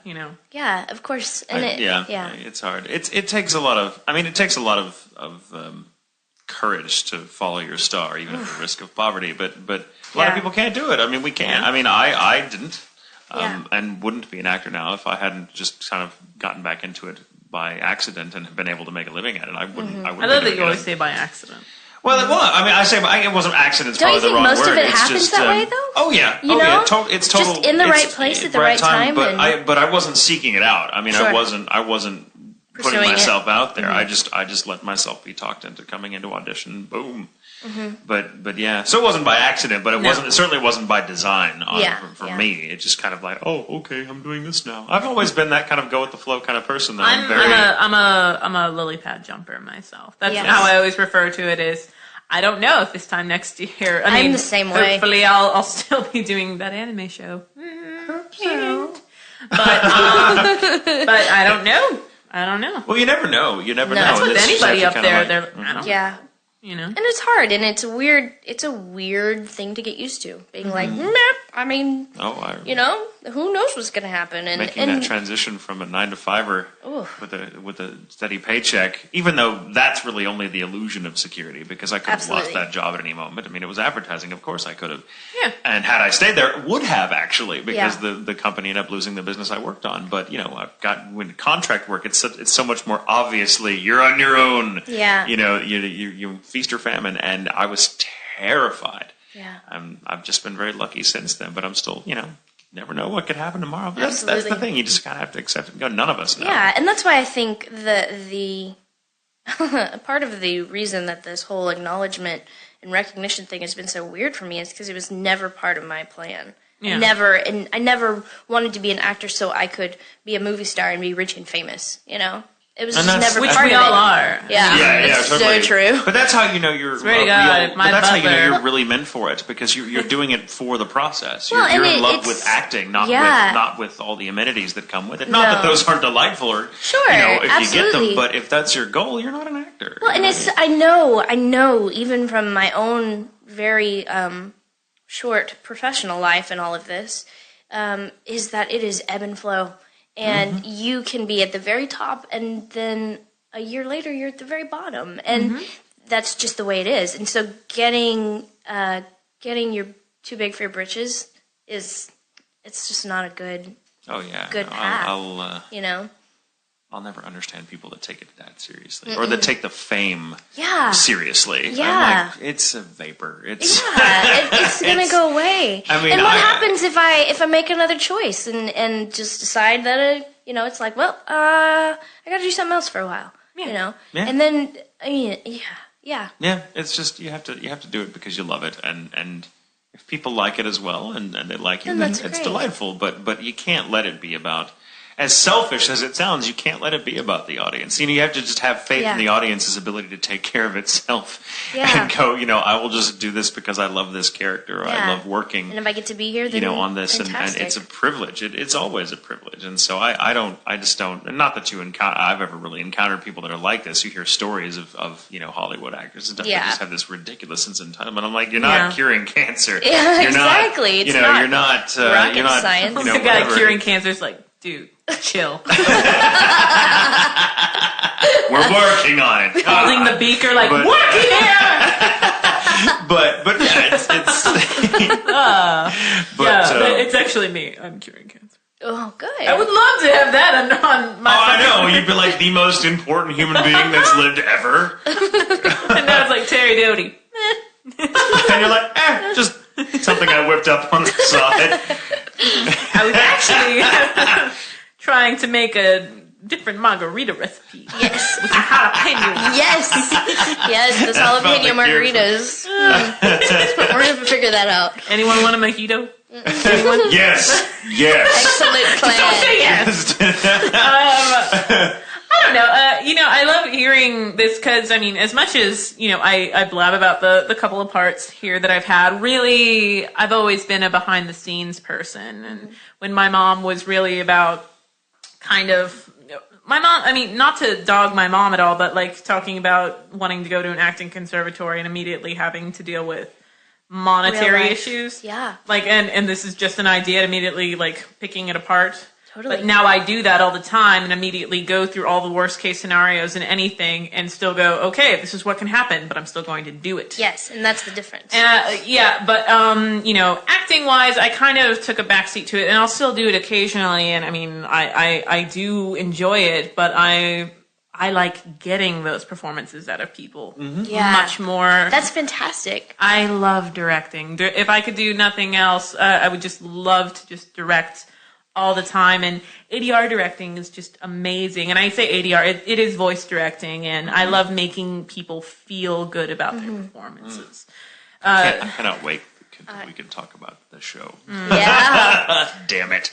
I mean, that's how you know you're meant for it, because that's the thing. The measure of success for most people is whether or not you have, money to pay the bills. And that's understandable. Absolutely, because you have to survive. But in something like this, any kind of art form, be it music, acting, writing, poetry, what have you, I mean, anything, it's the measure of success is not how much money you've got to show for it, or how much fame, or how much whatever. It's fluctuating. Yeah, money fluctuates, and money is ultimately meaningless anyway. I mean, you can't take it with you, and it's nice to have it, not worry about it. I'm going to be the next slide, like, shit, no, you can't. Oh, yeah, no, they don't take. What the hell? Yeah, your I'm a Cocker Spaniel money's no good here. But it's the measure of success in anything like this is whether or not you can look back on it and say that you followed your bliss. I mean, and say, this is what I, even at the risk of failure, even if you only ever get to do it. I mean, I every day accept that, this may be the last time I ever do a role. This may be the last time I record. This may, I mean, who knows? It's true. You never know. And that's so true of any line. And it's just, actors have to be more honest, or, anybody in this industry or any industry of this kind has to be more honest with themselves about it, because that sword is hanging over our head maybe a little more palpably than in other industries, where it's easier to fake believing that you've got that security. But the truth is, you have to, that's why we enjoy it so much, is because it's not overdetermined. Not at all. I wouldn't, if I knew that I had, I mean, this may sound strange, but if I knew that I had work, and knew exactly what was in store for me, whatever I did, if I knew exactly what was waiting for me every single day between now and death, what the hell would be the point of living? Whoa. And dogs and the dogs agree with me, apparently. I hope that comes out on the microphone. This will sound really weird. Well, we do that occasionally. We're like, whoa. Whoa, what was that? Just in case you guys heard that, and they're like, we didn't hear it. What are you talking about? I agree with you. I would say that everything would be, because everything would be predestined, and you would know that. My heart wouldn't be in anything because I would know exactly what's going to happen. Yeah. And I think that, a large part of it has been for me finding the balance of what do you do to, quote unquote, make a living, and still remain whole, you know, and where you don't feel like you're torn apart because, you work a 9 to 5 because, I've definitely done my fair share of that and working all day and doing theater at night. And it's brutal, it's brutal. Yes, it is. And that feeling of not being able to do what you want to do as far as like by the time you get to the art part of it, you're so tired and so burnt out from whatever your brain has been doing during the day. That it's not your best. And so I think these next couple of years for me, I think are really going to be figuring out what that balance is and what it is that what else I'm happy doing, where I can make a living and still be able to do this, and maybe that's everybody. Yeah. I don't know, And I find it too that it just being an actor kind of helps you make those decisions because you get the chance to get your head into so many different characters. Yeah. That you may like. You do. It can be something as shallow as going, I really had fun playing that character. I wonder what it would be like to actually be that character in real life. Like I could be a hitman. I mean, hopefully I would never ever come to that. But hopefully life would never I'm going to force me steal into that from the position. rich people so they'll no longer worry about money. I mean, there are times when you kind of expand your consciousness a little bit by really kind of trying to understand a character, and then you learn something about yourself you never knew, and go like, I'd like to explore that in real life a little more, and see where that takes me, and so it's fascinating. I mean, acting in a lot of ways, at its very worst, I think acting is almost like a rehearsal for real life. At its worst, if you're just doing, I find a reason to love a character that for some reason may not be speaking to me that day. Right. That was a weird throat noise. Sorry, Steven. That's going to be a ringtone. Yes. Tatum's calling me. But anyway, we're getting up. I think this is what it's about. I love doing this show because it's never we don't go off of a script. We really do go off of like fan feedback, and that's because without the fans, I don't know if we'd be at episode 8. Honestly, and that's me getting like freaking very, very grateful that you guys are listening. Our fans are freaking awesome. They're awesome. We have some awesome people that love to like give us love, and I'm like, I love it. Thank you for all the warm fuzzies, fans. We love you. Well, and someone draws a picture of us, Terri and I are always like, "Do you see? I love it." I love each other. It's so I love ridiculous. drawing me. Yeah, I love the character of me, and I'm just like, I'm so cute. And then they're just like, oh yeah, you are. And I'm like, no, my character is you. You're every bit as cute as they draw I don't do it for the fish. I don't fish for compliments, but thank you. You are. You're as cute, if not cuter, than in real life. But you should see that drawing me. Two-dimensional. I do, however, look better. I look far better as a cartoon character in real life because I have more hair. Nonsense. And I'm skinnier. Nonsense. Well, I'm not saying I'm not attractive in real life. I'm just saying I'm more so as a... Well, just occasionally, like, I have to remind him, I'm like, well, when I met you, like, I totally checked you out. You're like, that's sweet. I'm like, sure. Sure. But then I was like, oh, that's Tatum that Steven's been talking about. I know I will get along with him, too. Awesome. Good. All right, let me see. Steve Yurko, who is awesome. I have to do that every time we bring up his name because that's really frat boy of me. He's a great guy. Well, it's not like brother. I love Steve. Steve's really cool. I enjoy his comments on he's a very talented anything artist. on that He's a very anime funny show. man. I love the picture he did. He's a cool mother. He's a cool cool done. mother lovable. But all right, he wrote something. He said it's corny, so he's warning you here. Okay. All right, before Brotherhood was released, I had no idea who Maxey was. The first time I heard her was on a short stint on Sergeant Frog. Oh, yeah. Once I heard that, I thought she's going to be a good Alphonse. Oh, thank you. And I'm like, I'll agree with that. But then again, I already knew that. Thank you. I like Sergeant Frog. Sergeant Frog, I just now started watching, and it got to the point where Steven's like, don't you have to go? I'm like, oh shit, yeah.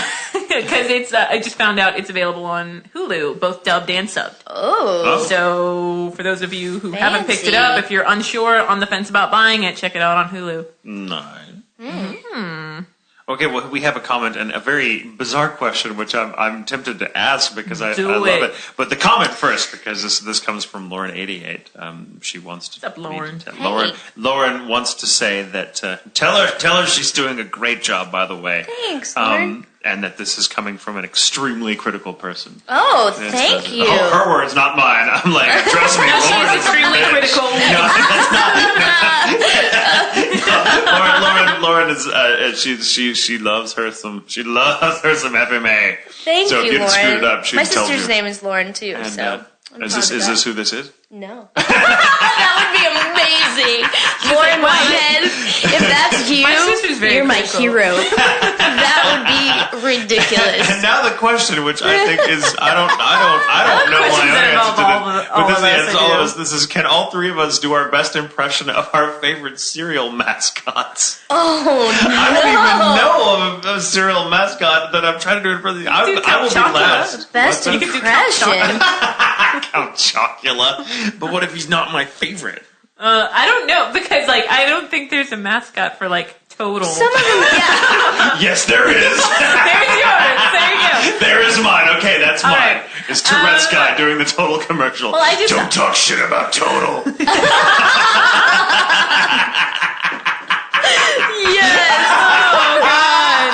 Maxie, do you have a... I don't know. I don't I don't know. There's cereal. Like I've got to think of cereal. There's like Fruity Pebbles, but I haven't. Is there a lot of my Fruit favorites. Loops? Is there Fruit Loops? There's Toucan Toucan Sam. Toucan Sam. Sam. Does he He's talk? kind of, yeah, he's kind of got that British sort of colonial Does he? accent. Yes. I don't yes. remember. Well, I don't know. I love just Fruit It's Loops. been so long since I've seen a commercial where they had a voice, but the ones Seriously. growing up with, I remember him having Tony kind the of a Tiger British. has one. Yeah, Tony the Tiger has one. They There's are- the Lucky they're Charms great. leprechaun had a Oh voice. my! I always used to do that. It was when Austin Powers came out. That Irish little Lucky Charms thing. That and he's like, "Yeah, they're always after me, Lucky Charms," and everyone goes, "What? Why does everyone always laugh when I say that?" So I'll do that. What? Why does everyone always laugh when I say that? It's like, it's the television commercial with the cartoon leprechaun man and all these children are trying to chase him. And I'm like, hey, leprechaun man, what do you do, Lucky Charms? And there are all these little tiny bits of marshmallows just stuck right in the cereal. So when the kids eat them, they think, oh, this is candy. I'm having fun. Oh my god! That was incredible. That was awesome. Holy shit. So it's not a mascot, but there you go. That was amazing, Terry. Thank you. You have no idea how hard that was to fit. We can't top that. Seriously. I don't know. I think that I like the hamburger helper mascot. I used to eat that as cereal. Does that I think count? I think it's now voiced by As Chris cereal? Parnell, who he used to be a SNL regular. Now he's on Archer Okay. as Cyril or But whatever. I remember back in the day when it was voiced like this. Well, see, but no, Hamburger helper makes a great meal. The glove scares you now. The mascots now. Meal, yeah, it was meal-o. No one knows what the hell that meant. It was just... I know that there's this like new tradition where like the commercials have to be really awkward now. Like there's this woman in a drive-through commercial, and all of a sudden it's like the glove just pops out of the back seat and goes, "Hey!" She's like, "Oh!" Do you remember the one where he's like wearing a little sombrero because they came out with their Yes. with, like their Mexican line, and he's like, I got I don't remember. Mexican flavors, and I'm like, What is it, because he kind of sounds like Kermit, maybe a little bit. I Wow. Maybe, yeah. don't know.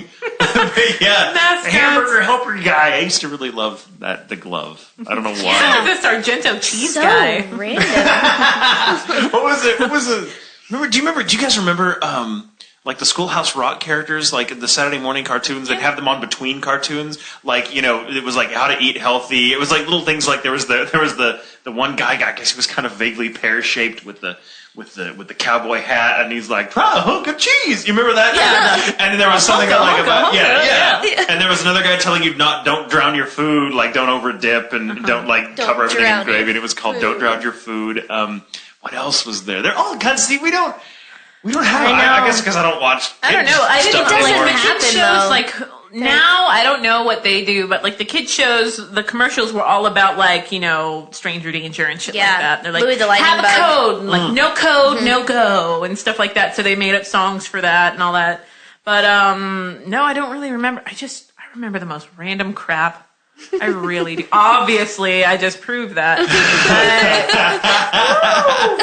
Well, it's funny because when you're a kid, you're watching these images and you don't always really know what they are, but it's surprising. They dig deep. Yeah. And they stay in there, and you've got them years later. You're like, oh my god! You wake up in the middle of the night having a nightmare about Louis the Lightning Bug. Yeah, You're like, exactly. oh, yeah.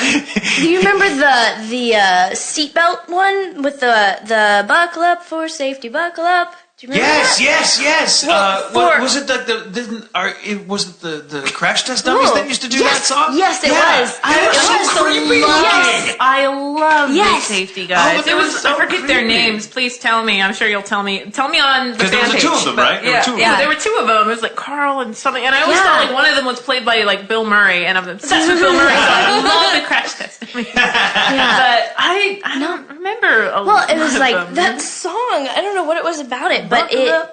I think my mom used to sing it to us or something in the car, and until I was probably, I don't know, 25 or 26, I thought it went, buckle up for safety, buckle up for safety, always buckle up. Put your mind on daddy. Buckle up, oh please. Buckle up for safety, buckle up. I don't know why. It's not in that. It's like... You were lied to. Sorry. What is it? It's like... Why put your mind on daddy? Because my daddy didn't ever back... I don't know. I don't know why I thought it was that. I don't Your know dad's what the not word going to was. buckle you up. You're on your own. Do it. Time to be self-reliant. I won't like like, oh well, we're not out of the parking lot yet. I'm like, yeah, and the reason for that being is you haven't buckled your seatbelt. You haven't fucking buckled up yet. Yeah. No, but when I do the very nice Evil voice, Terri. that's the scariest Yes. one. God damn it! It's, I'm trying to be very understanding here, and Steven's like, oh shit, oh god, here we go. I really don't want to have to cut off another finger. Yeah. But did you? Or so this help just me, I makes will think of, slap like, you with all my the- ring hand.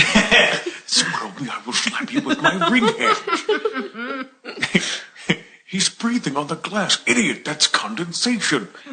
Sorry. That's my horrible Gregory Peck impersonation. Everyone shut up or so help me God, I will hit you with my ring hand.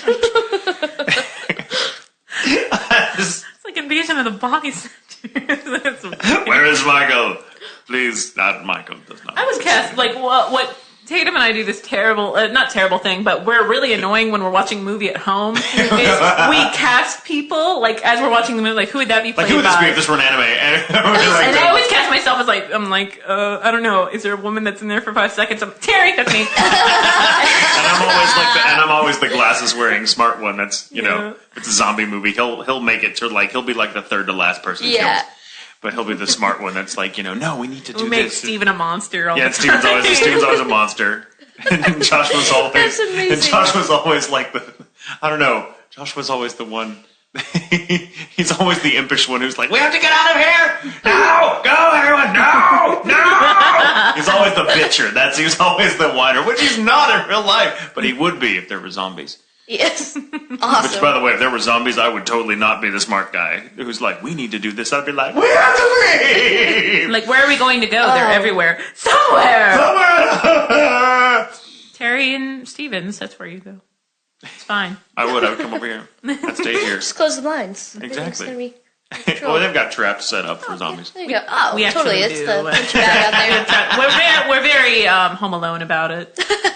In case the Why do they keep going into the house? Leave! Daniel Stern and Joe Pesci. Well, they're not. Well, if They they would have were. been dead in the first trap. There is no sequel. This is like, thank God Macaulay Culkin's character wasn't watching Predator before they came over. These giant logs come down and smash Anything them. that he is doing right He now takes a will pen become with relevant spikes in in the it. last 20 minutes, I'm Yes. guessing. It's like Harry Potter. It's like, okay, that he's learning that. Let me guess, he's going to use that. Yes. You're like, Yes. I bet that's going to not be a red herring. Yes.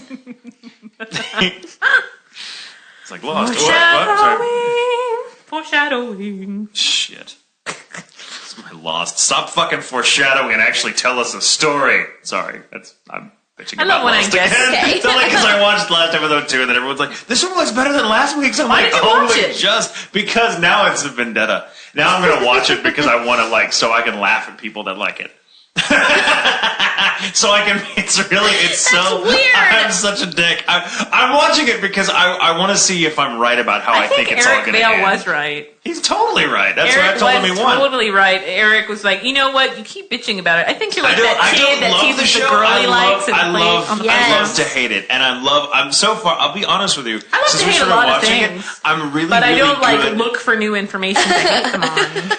Oh, I can't help it. It's If there I in just front of happen me. to learn it, go me. But no, I'm not putting really, research I'm on really something good. I hate. For some reason, I'm really good. Like it's like my one talent in life is I'm really good at figuring shit out. Like before, like if someone tries to pull something on me, like if I'm watching a movie that has a not twist, me. I'm No, like, oh, sir. I'm serious. And this is not to like I'm no Bruce genius. Willis It's was just a for ghost me. the whole It's time. well, and I not Shyamalan. never- Okay, I can't. His movies do nothing for me because But I they always twist. from like I'm like I totally saw that twist coming in the first 5 minutes. But seriously, Yeah. I figured like I did this as an He experiment. got killed by a new I kid watched- on the block. I didn't see that coming. I want. I totally. If your career needs to be resurrected, that's how you when do the it. Village Is came Donnie out. busy? Yes. Yes. When the Village came out, I saw the trailer and I watched the first 10 minutes, and I love Sigourney. Couldn't finish it. No, it's horrible. It's a horrible movie, I think. It's just so ridiculous, but it all hinges on this twist that I'm like, I figured it out watching the trailer. I'm like, this is what it's going to be about. And I wrote it down before it came out and we went Put to it in go an see envelope, it. I'm sealed like, it, look, dated it. let the record show. I figured this shit out before I even saw the fucking movie. And so I Josh watched. was like, "You're just talking to me, and no one cares." That happens all the time. But yeah, so I'm watching Lost now because I want to see if they're actually going to end it how I think they're going to end it, which is not an ending that will please me. But I'm like, they're going to take it here. So I'm just watching it.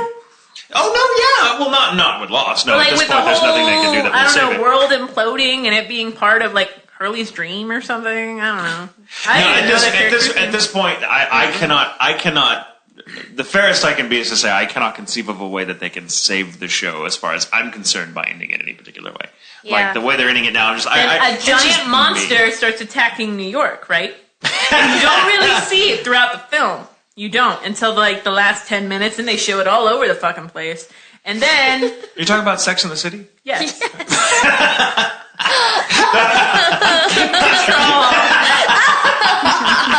No, they're going to Egypt on this next one, so. I know my mom's going to subject me to Sex in the City too, and I already read all the Going to spoilers. Egypt. What the crap?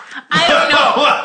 I know. What is this, like the We fact of worn life out or New something? Like, this is a special episode. We all go to I Hawaii. love. Yeah, like walking through the desert in their stilettos. Yes. Well, I do it all the time. No, Totally happens. ma'am. Like I did that last week with like Colleen, Monica, and Brina, and we're just Yeah. kind of like, why not? What's the big deal? I think, was it Colleen or was it someone else that said my favorite phrase? I steal it all the time when she was, because I think Colleen liked the series, and when she went to see the movie, she was like, "That's not good at all." And she came back, Yeah. and I think she said something, and I hope it was Colleen, so I'm not like putting words in her mouth, but it was just the way she said it. She's like, "That's the worst movie I have ever seen," and I have seen Paint Your Wagon. Gonna paint your wagon. Gonna paint it. And it's like, you're like, "Ooh, that's a good one."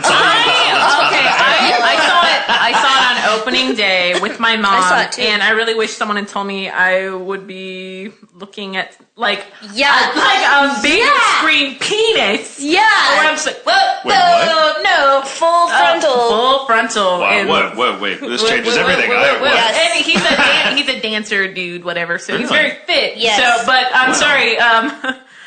There's nothing More like, you're awkward. like, yeah, that's a penis. That's about it. Hey, Mom. That was the whole reason I watched The Watchmen. But which really, it's just Giant like blue I'm penis. not even watching the story. I'm just whoop. Yeah. But Like, that's a dangler. there were about 10 men. 10 men and a full theater of like 3 theaters yeah. showing at the same time of Sex in the City. Yeah. So maybe it'll be a little less. Well, we but were- all of the women laughed at the same things, and of course they did all the right, woman previews. And at one point, this one guy, it was Sarah Jessica Parker talking to Jennifer Hudson's character, who I love. Jennifer Hudson's amazing, but Jennifer Hudson, she was just like, "Why not? You're paying me. Let's do this." And then she's like, "Oh, Louise." I remember her name because it made some stupid reference. "You brought me back to life." And this one dude goes, "Oh my God!"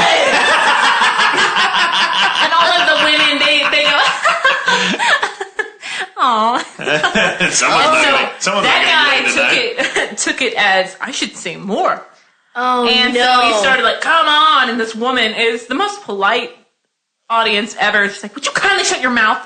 And people are trying to enjoy the movie. Wow. The cinematic feature. You are bringing down the fourth wall. Yeah. Fourth wall! We went. yeah. We went and saw something recently, and there was a preview for the second one. And this woman was sitting behind us with a guy, and she went, "Well, I went and saw the first one with my old boyfriend, so I guess I'll have to go see this one with you." And my sister went, "Whoa, run away!" Perhaps the reason You that saw what happened to her last boyfriend. exactly. Sex in the City 2. Why not? Sex in the City 2, because we'll get it Egypt. right this time. Maybe that's yeah. Sarah Jessica Parker looks like A dude. not even a dude. She's terrifying. She's like She needs to if stop a horse smoking, that and would a help. jeep had a kid, and that kid. Yeah, that's how ugly she is. I thought Jeep was sterile. No, I did too until Sarah Jessica Parker came out, and then she married Inspector Gadget. Okay. Here's a question. Because I'm curious. We're Bring hating it. on stuff now. Because why not? By God, it's our damn show. Have you ever walked out of a movie? It was so terrible that you didn't even have to see it to the end. You're like, nope. There's nothing they can do to save this. I'm walking out of this movie. I've only done Yes. it twice. Me too, twice. Because I hate walking out of a movie. I will stick with it because I'm like, there may be something. Expensive too. It's expensive. Yeah, and I'm like, which is why I always go to the dollar theater. I'm like, I'm waiting. I can wait, Yeah. even if it's an awesome movie that I've been waiting. And I can't I drink can this drink in the wait car longer. because it's Yeah. far too big for my cup holder. So where else am I I'm not going paying $10 for diabetes. Yeah. Diabetes. I can try to do that. So what movies have you walked out of? I'm curious. I walked out of one called like You, Me, and Dupree. Everybody We Know, because we thought it was something different. We thought we'd been going. We intended to go to a different film, and we got in there and we were like, "That dude's on fire. This is not what we thought was going to happen." this isn't Cars. Seriously. in the first 2 minutes, the dude set himself on fire, and I went, This is a very dark version of the Polar Express. "What is going on?" I thought the CGI was really good at first. Oh, God. Wait a minute. Yeah. No. So we left on that one, and then I went with a friend to see the Star Wars: The Clones, and it was Star so Wars: The Clones. I bad. like just calling it Star Wars: The Clones. It was Well, any Oh, one yeah. of those, I animated, should have but the walked out, but I animated didn't. thing. It was the animated thing. Oh, the Clone Wars. Clone Wars. Oh, okay. So the that animated one. The animated. Yeah. Oh God. I heard that. I haven't seen it, but You've I've heard told that me one which was really ones you've bad. walked out of. It was brutal. I've walked out of two films. Actually, no, I take that back. I've walked out of 3 films that I can think of. The first film I ever walked out of was 4 Rooms, and I have not seen it since. And I walked out, and What is it? I just didn't. 4 what's that? Rooms? 4 Rooms. It's like four. It's a like Quentin 4 shorts Tarantino, combined I think, with all produced it, I think, or following Tim Roth. Yeah, who as plays the butler. like Ted. the concierge. I bellhop, actually whatever. like 4 Rooms.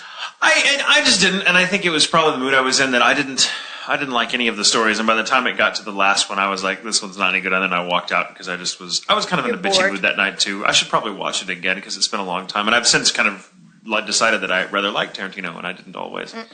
But I don't for the most part. I don't But, either.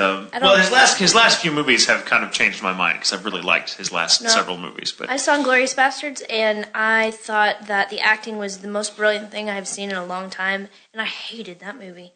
see, I loved that movie. Oh, I hated I haven't it. seen it, that and movie. I can wanted almost to tell you leave definitely I will like never 10 watch it. times. What's you? I just wanted to leave. I don't know. It made me so uncomfortable. It was just unbelievable.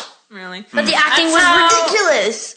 I've never. I was very pleased that the guy that won Best Oh my Supporting gosh, Actor he for that. so 'cause deserved it. He is He was amazing in it. But freaky as shit. I really liked Inglourious Bastards. I liked Kill Bill too, but I didn't used to really care much for Tarantino until I saw those movies, and now I right, I so really 4 like it. Rooms. So I walked out of 4 Rooms. I walked out of A Beautiful Mind. Really? Yeah, didn't like it. And it wasn't for any particular reason. I just was like, this isn't the movie for me. It just got a little too sappy. Yeah. And I was really fascinated by the subject matter because the mathematician economist they Yeah. were talking about, I was like really into him and read a book about him, actually the book that the film was based on, and thought, well, this would be really, really cool. And I think the movie just kind of I was by myself, which always makes it easier to walk out of a film. Yeah. And I just wasn't, I don't know, I can't remember now why I hated it, because it's not like I walked out there going, oh my god, that is the worst movie I've ever seen. I just walked out of it because I was like, it just did nothing for me.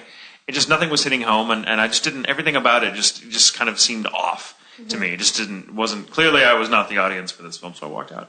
And another film whose name I cannot remember, I saw it at the Inn and Wood. It was a Japanese film, I think. It might have been, actually, come to think of it, it might have been Korean. I cannot remember who made it or who's in it. I don't know any of the actors, but it was a film about, I can't remember. It came out years ago. It was like 97 or something. And it was like 3 hours, this epic movie about this ruler, whatever, and star-crossed lover. I don't even remember what the hell it's about. It's taking place in like feudal Japan, and there was kingdoms that were conflicting with each other and all these. But it was, even with the language barrier, I could tell it was some of the worst acting I have ever seen on film. No. It was. We used to, the friends that I'd gone to see it with used to make jokes about it because the acting was like silent film acting, where everything was huge. And, you're in front of the camera and like the emperor or whoever he was would like turn around and be shocked, and it would just be the most ridiculous reaction. You're like, this is supposed to be heartfelt, and I'm laughing because he would turn around and just do this kind of, you could almost hear him go whoosh. And you would look at it, you're like, oh my god, dude, you just did a Bill Cosby turn. What is that? And, but yeah, it was really funny. And most films, I mean, I hate a lot of films, but I will stick to them to the end. But there are a lot of movies that I'm like, god, that's a shit film. And there are many films I wished I had walked out of. Well, yeah, okay, I do wish that. There was one that the whole time I was like, we should just go. It was with, the guy I was dating like right before Steve, and I was like, we should just go. We could go right now, get our money back, and then by the end of it, we're like, no, we made it halfway through. Let's just do this. It was Wolf Creek. It was horrible. But, and it's a horror movie, so I mean, does that tell you anything? Like, if I walk out of a horror movie, it's gotta be pretty bad. But also, like, I'm a film student, so I'm really critical, but I'll still watch it. But the only one that I walked out of, and even then I walked out, and it wasn't the movie, granted, I think that, I don't like it, but it was Drag Me to Hell, so it was last year, and I walked out because of the audience. Like, I'm really tired, and that's why I started only going to dollar theaters, is because I'm really tired of paying upwards of like $30 just to have like a date night with my husband and not even get dinner out of it. To fucking, just be pissed off. I can do that at home for free. But we did that. We left. We got our money back, and we went to a different theater. Same thing happened. Same audience bullshit. But also, I love Alison Loam. She was the lead in that, and Justin Long's fun. I'm really tired of Sam Raimi, and a lot of it was just like, this is gross. This is gross. What else can fly into her mouth? Yeah. Oh, it's that kind of movie. No, it's like a body falls on her, a dead body, and when it falls on top of her, all this shit comes out of the body's mouth and falls into her mouth. Oh my god! And it's all this green shit. It's disgusting. And so I just like, no, and I've got like a very sensitive, like if I see someone even going like, I'll be like, ooh, no, I can't do that. But then like they're like, and let's kill a cat, and all that stuff. And I'm just like, it's and no, I'm done. And McFarlane was like, well, I loved it. Maybe really you became so cynical because you were having such a shitty audience experience. I'm like, you might be right. Yeah. So maybe I should give it another shot, but I won't. Yeah. But I did not do the scaries. No? No, ma'am. I still do. Like, I don't even want to watch the previews. The thing on the Oscars, they did this whole tribute to horror movies, and I was like, I don't even want to see it. My sister and I used to play this game when we were kids, where we'd go to Blockbuster, and I would go into the horror aisle, and I would pick up... When they still had a horror aisle. Yes, when they still had a horror aisle. And I would pick up the movie, and I would show her the back of it. And everything else. Show you... I would show her, because I didn't want to look at it, so I would like find one that looked terrifying, and pick it up and show her the back of it, and she'd be like, meh. It looks kind of scary. And then I would go down and I would pick up another one. She'd be like, oh, we don't need to watch that one. It was glitter, wasn't it? Yeah. Terrifying. That one, yes. Oh, Mariah. I think the scariest movie I've ever seen is Forrest Gump. Oh. It was a terrifying film. I had nightmares for weeks about that one. Oh, man. Well, Robin Wright Penn is really terrifying. You know. Okay, well, That's tangent, huh? it's I love it, and you know we even went a little over our normal little. We did, because you've been an awesome. We don't want it to Thanks. end, Max. We don't. Well, thanks, You'll have to guys, come for back having me. sometime. Thank you so much I would for love doing to. this. Yeah, we'll Absolutely. definitely have to. I didn't come up with a nickname for her. Oh, damn it! I need to come up with a nickname. Okay. Relaxy Max. A nickname. There you go. I don't know. There. I just thought taxi. Maximum Overdrive. How about Maximum Overdrive? Yes. That's how. There you go. Not anything You hate with the horror word movies? Max in it. It's true. Anything with the word Max in it, yeah. My car I used to could be go called with the the red Maxi hair though Taxi. and call you any like number of redhead things, but Yeah, whatever. ginger snap or ginger ale. We said ginger ale. Ginger We ale. like ginger ale. There you There you go. go. You're ginger ale. Okay, sounds fun. I'm gonna call you Maxie. That's Okay, that's fine. Ginger ale. Maxie. Maxie. All right. Well, thanks for listening, you guys, and we'll catch you next week with Stephanie Young. Woo! Stephanie Young. All right. Have a good one. Bye. Bye bye.